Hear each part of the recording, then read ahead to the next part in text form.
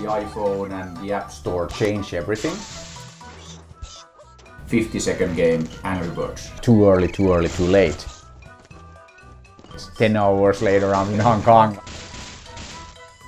You are the creator of Angry Birds. Let's go back to 2003 first.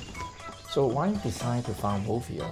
The story of Rovio actually starts with Niklas, Kim and Jarno. So they were actually students at Aalto University in Helsinki, Finland. And they took part in this game making competition. They actually won the competition, and after that they came to me, and these guys love making games and playing games. So I said that okay, why don't you start a company to make games? And then they started Rovio in 2003. Over the next 6 years made 51 games, 11th of December 2009, 50-second game, Angry Birds. I think that starting any business is always kind of like risky. To start with, you fail many times because you can't be like born an expert. But I think that the most important thing there is you should not start kind of like a company just to start a company. You should start doing something that you kind of like love doing. And when you are doing what you love, then the results are also better. Of course, the iPhone and the App Store changed everything. Before that, it was very, very tough for a startup to be successful. The market was not very friendly for startups. I would even say that it was kind of like a very startup hostile. The golden rule of venture capital, it goes something like this, that like too early, too late. So it's all about timing, and I think that if you look back at 2003, it was kind of like too early.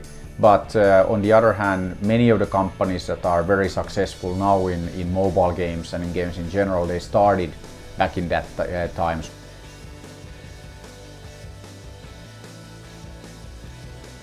I think you may encounter a problem like players, especially those teenage players, who become addicted to games. Mm-hmm.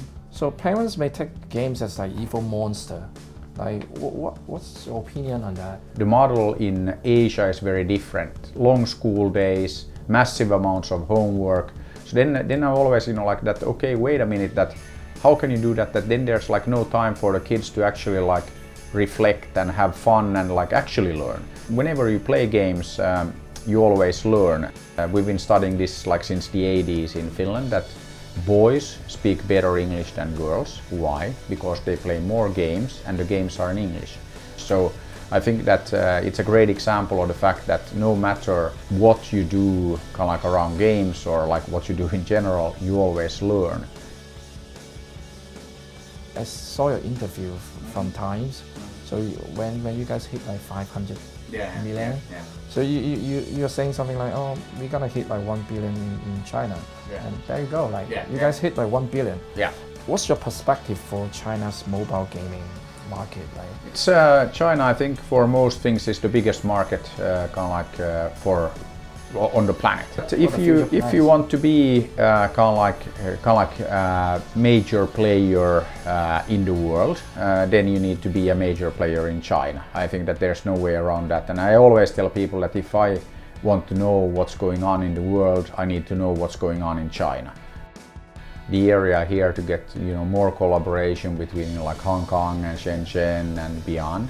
I think it's very, very important, and right now there's a lot more that can be done, and I think that that's something that again we have of course a much smaller scale, but I think similar like opportunities that we're looking at, and I think that's also there working together, taking the greater Bay Area, the finest Bay Area, and like others as well, but really working together, sharing our experiences, best practices. I think that it's fantastic opportunity to kind of like not only learn but actually to make great things happen.